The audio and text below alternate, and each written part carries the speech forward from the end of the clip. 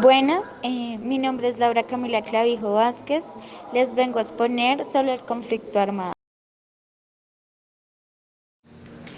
No hay un acuerdo del periodo exacto del inicio del conflicto. Sin embargo, hay tres posturas.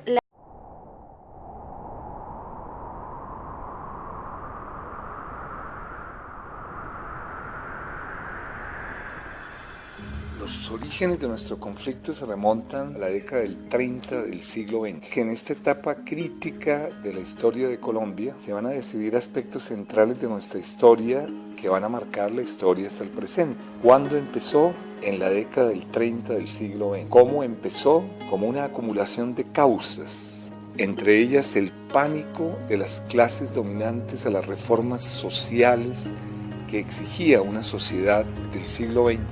En mi opinión, la guerra tal y como la hemos vivido hasta hace pocos años, la que se pretende cerrar con los acuerdos de La Habana, comenzó alrededor de los años 80.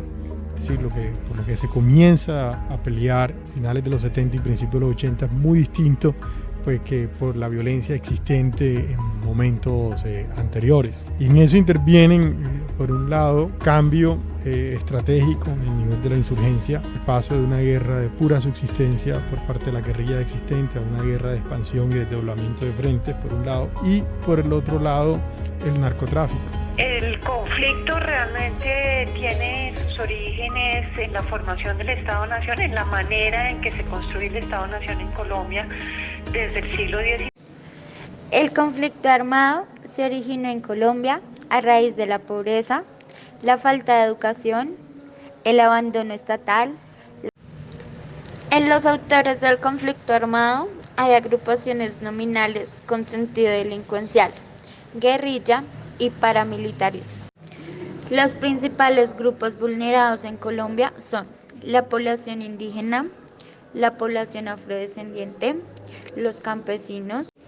Los grupos pertenecientes al conflicto armado manejan un sinnúmero de modalidades crueles contra las personas que a su criterio